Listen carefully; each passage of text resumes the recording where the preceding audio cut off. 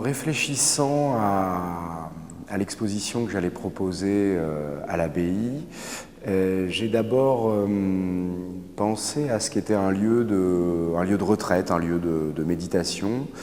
Et je me suis souvenu qu'on appelait ces lieux des déserts.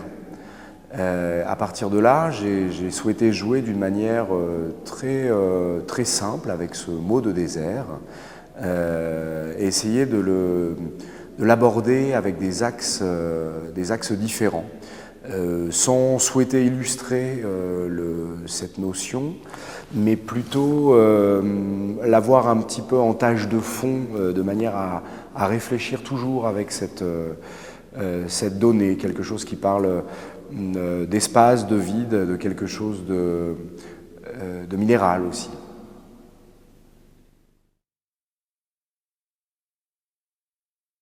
Pour la salle du parloir, j'ai travaillé sur un projet qui se compose de 3 éléments principaux, 2 gongs et une antenne extérieure qui permet de capter la fréquence du soleil.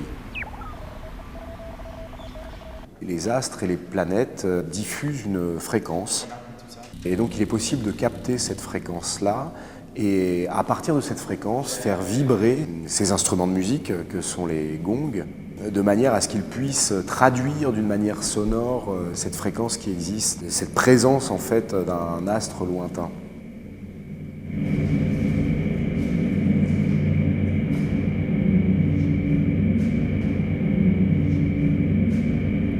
Maximum 60. J'ai été tout de suite frappé par la qualité acoustique de la salle du parloir et il me semblait qu'une proposition sonore était idéalement située dans ce lieu.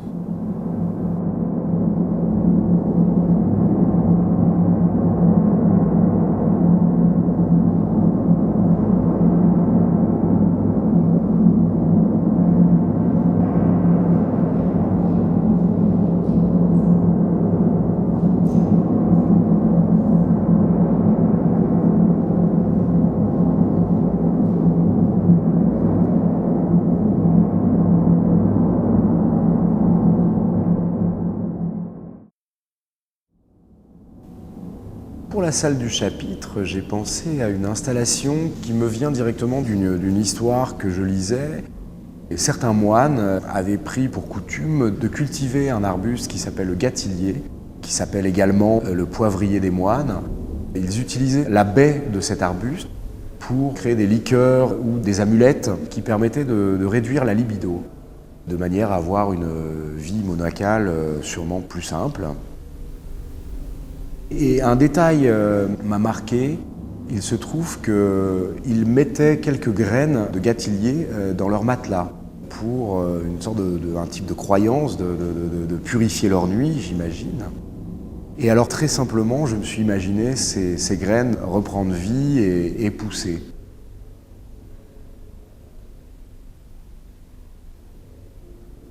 Et donc j'ai travaillé avec des lits. Le matelas en tant qu'objet me paraissait un endroit suffisamment fertile pour pouvoir faire pousser ces gâtilliers. Et justement, je dirais, il y avait ce paradoxe qui m'intéressait dans la notion qu'amenait comme ça une volonté de réduire la fertilité et finalement de proposer une croissance et au contraire une plante qui croît et qui petit à petit se met à vivre. Les plantes, je ne sais pas vraiment comment elles vont évoluer.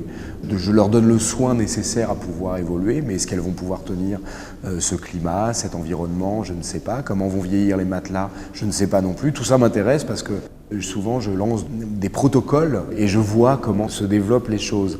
Et c'est la même chose pour le projet que je réalise avec les gongs, puisqu'il s'agit d'une fréquence que je capte du soleil, mais je ne sais pas au moment même où je mets en place le projet quelle fréquence exactement je vais capter, comment elle va évoluer de jour en jour. En fait, si je suis un peu rigide dans le départ de mes protocoles, j'aime laisser beaucoup d'ouverture au potentiel qu'ils peuvent amener.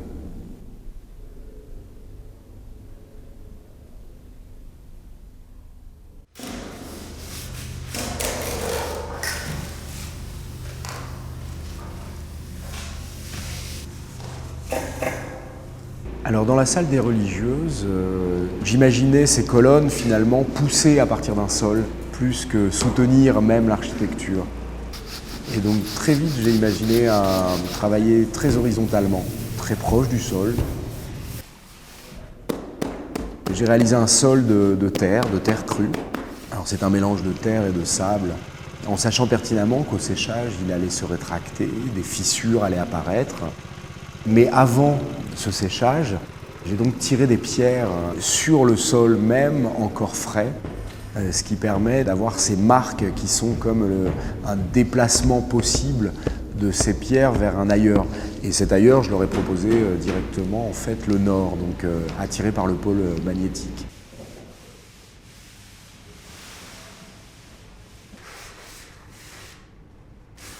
C'est aussi un geste sculptural pour le coup, comment d'une façon extrêmement simple intervenir sur un matériau, simplement en tirant, en raclant, comment perturber une surface.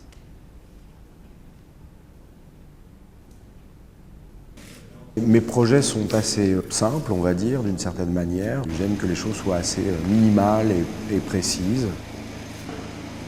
Mais dans les gestes simples, je suis très intéressé par le nombre de savoir-faire que cela peut conjuguer. Et généralement, un projet m'intéresse quand j'imagine son chantier même. Et donc, par exemple, un projet comme celui des pierres qui se déplacent sur ce sol de terre, ce qui était intéressant, c'était de travailler avec des artisans qui maîtrisent ce savoir-faire, c'est-à-dire travailler avec de la terre crue, c'est quelque chose qui est compliqué. C'est un chantier assez lourd à mettre en œuvre puisqu'il faut préparer un sous-sol, il faut trouver un mélange très particulier qui est là composé de sable, de terre argileuse et d'huile de lin. Donc, qui est tout un calcul qu'on a pu tester auparavant pour voir comment cela réagit, comment ça vieillit. Et en fait, dès que je peux conjuguer comme ça au sein d'une équipe différents savoir-faire, c'est là qu'une chose commence un peu à scintiller dans l'équipe, quand on sent que cette conjugaison de différentes pratiques va pouvoir amener un projet, je dirais, avec l'excitation même de la mise en valeur de chacun des savoir-faire.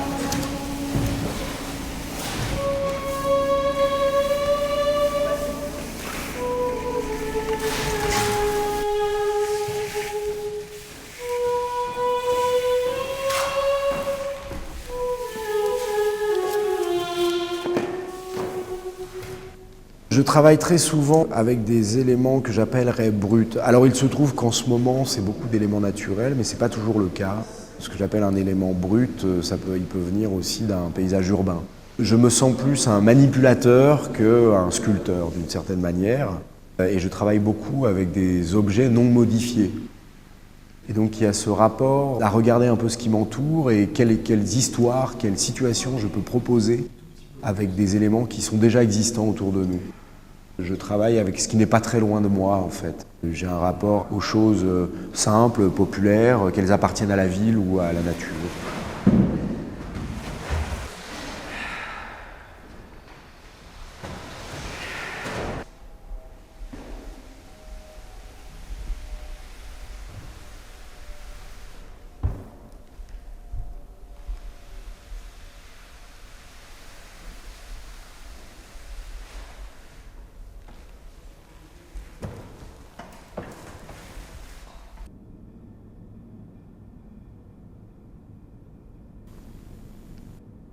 Je fais peu, par exemple, d'œuvres, j'en fais quand même, mais pas assez pour mes galeries, par exemple, d'œuvres qui se vendent.